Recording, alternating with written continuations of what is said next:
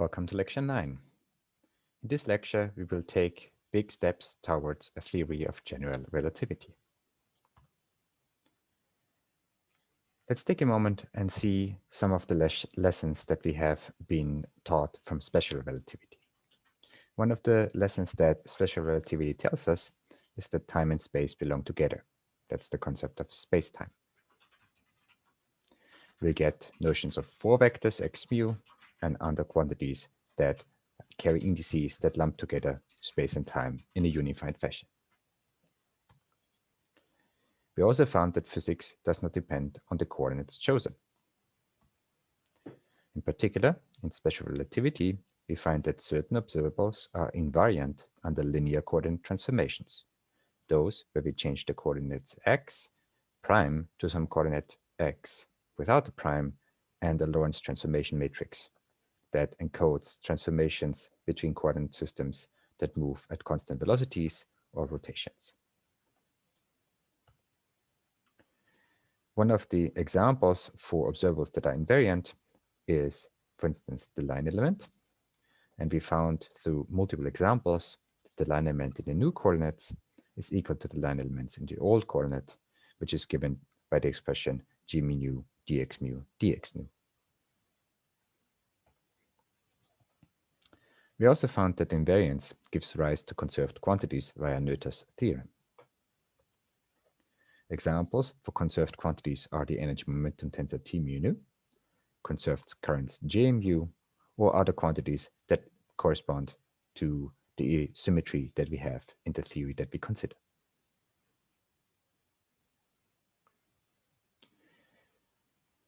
Let's look at coordinate transformations in more general settings.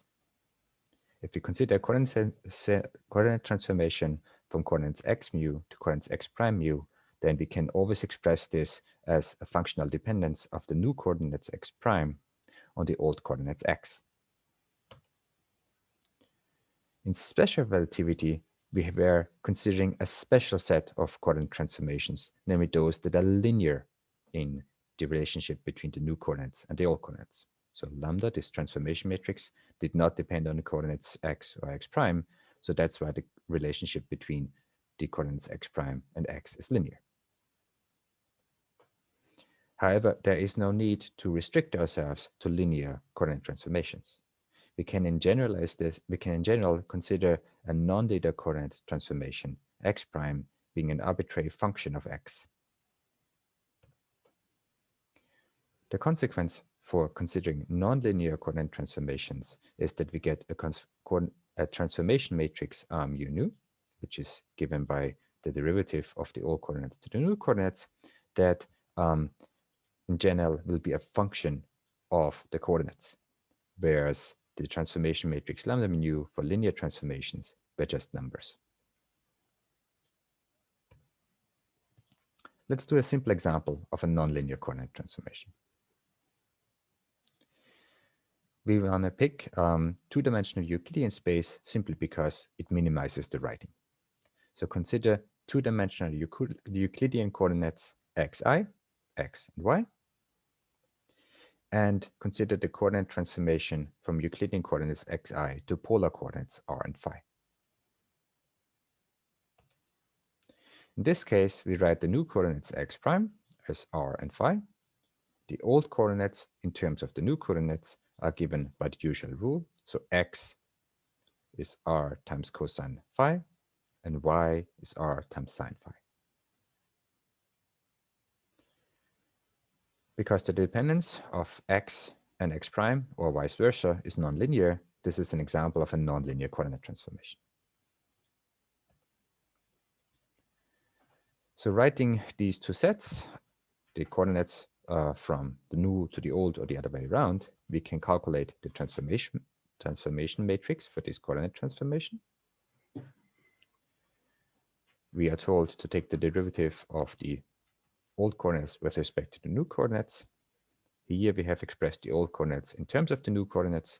All we need to do is calculate the derivative. So the way this is written is that the first index corresponds to the line and the second to the column. So the first entry of this transformation matrix is x1, r cosine phi, derivative with respect to r. That's just dx by dr. Then the second column is dx by d phi, because that's what the column index here tells us. And in the second line, we have the second coordinate x derived with respect to r and phi again.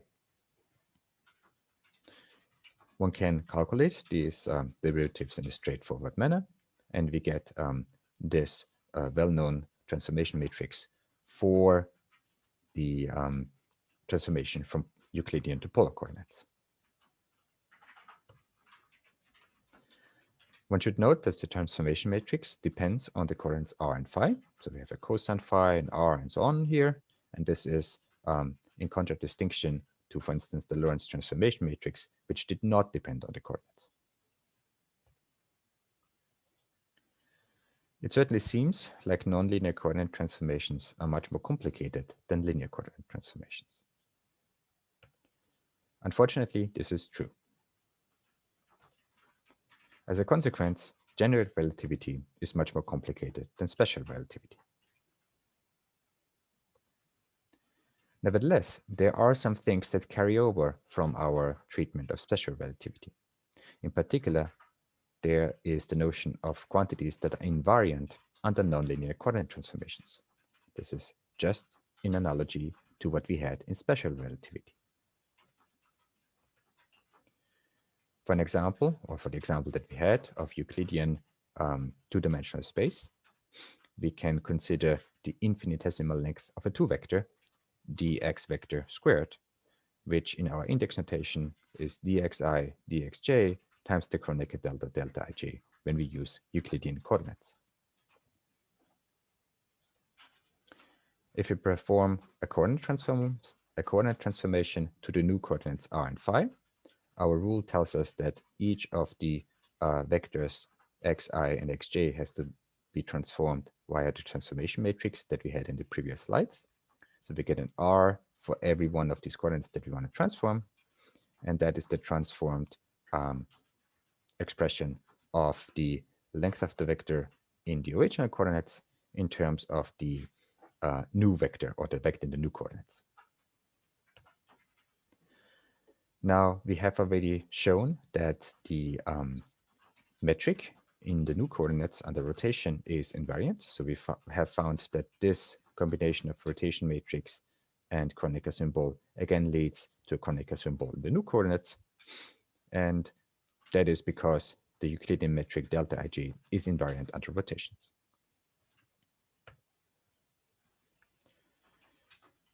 So in special relativity, this invariance is built on top of linear transformations. This is what we have said before. So basically, the relation between the old and new coordinates is expressed by this linear transformation matrix lambda.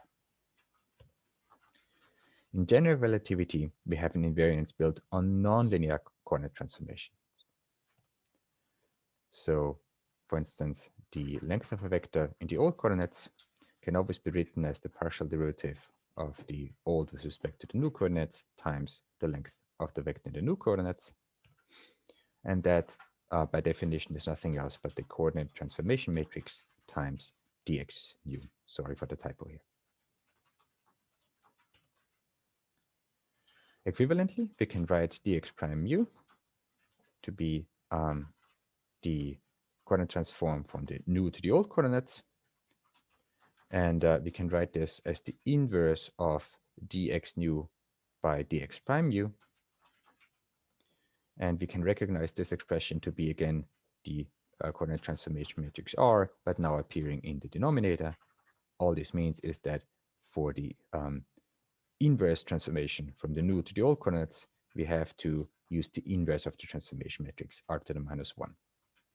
So the way we have defined the transformation matrix, we go from the old to the new coordinates via the transformation matrix, and we go from the new to the old coordinates with the inverse of the transformation matrix. Let us go back to our polar coordinate example. From the previous equations, we have that the metric in the new coordinates is given as the combination of transformation matrices and the metric in the old coordinate which was just the Kronecker delta symbol. In terms of matrix notation, reshuffling the location of the indices, we can write this as the transpose of the coordinate transformation matrix R times unity, which is the Kronecker symbol, times the transformation matrix R. And for the R that we had in the example, we can calculate in a straightforward manner the metric in the new coordinates, and that's just given by the following combination. So the metric in the new coordinates in polar coordinates is diagonal, but it depends explicitly on the coordinates. So this is generically the case if we consider nonlinear coordinate transformations. Our metric will depend on the coordinates, and it's just in the simple example that the metric happens to be diagonal. In general, it can have entries everywhere. So this is new. Our metric now depends on the coordinates. We didn't have that in special relativity, but in general relativity, this is what we have to live with. Also note that the transformed metric is not a Kronecker symbol. This transformation matrix here is such that we have something that's diagonal, but is not a unity in here. The length of the vector in the new coordinate system is therefore given by the expression using the transferred metric G prime. And we can write this as the R squared plus R squared d phi squared, because our coordinate X prime is R and phi. So the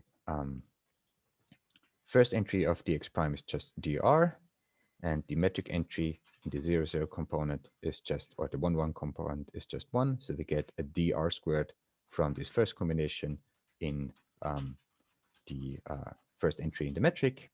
There are no off-diagonal terms, so we don't get any mixed terms dr d phi. And the term that is in the 2, 2 component, which corresponds to d phi in the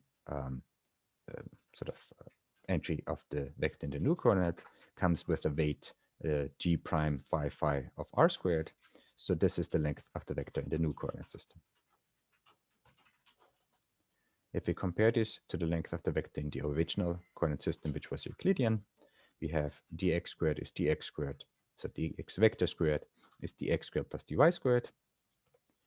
If we put in the explicit expressions for x and y, we have x being r cosine phi, y being r sine phi, and we have to square both of these expressions.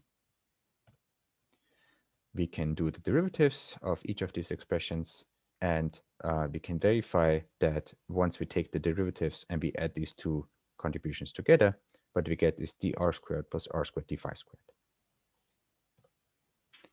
So the length of the vector is invariant under rotations. We get the same expression in the original Euclidean coordinates expressed in new coordinates, and the vector in the new coordinates just calculated directly via the metric in the new coordinate system. In a similar fashion, we can define scalars, vectors, and tensors under general coordinate transformations, x going to x prime as a function of x. In this case, scalars would be objects that are invariant under coordinate transformations, so objects that under coordinate transformations, the new coordinates x prime are equal to their expression in the old coordinates s. We can define vectors, so quantities that have an index mu, and that under coordinate transformations behave via or transform via the coordinate transformation matrix R mu nu.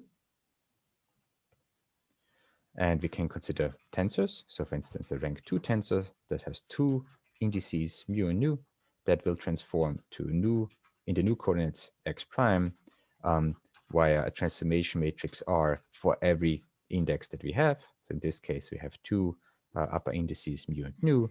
So we get two transformation matrices R mu alpha, R nu beta times the tensor in the original coordinates. And this rule obviously generalizes in an obvious fashion to higher rank tensors and also to vectors and tensors, which have downstairs indices via application of the metric tensor. A different name for general coordinate transformations is diffeomorphisms. And this set of transformations, nonlinear coordinate transformations, generalize the transformation rule from special relativity. Nevertheless, the guiding principle is the same. Physics does not depend on the coordinates that one chooses to express it. And if we sort of use that guiding principle, we can then generalize the idea of Lorentz covariance, which is the guiding principle in special relativity, to general covariance, which is the invariance or covariance under general coordinate transformations in general relativity. That concludes the present lecture.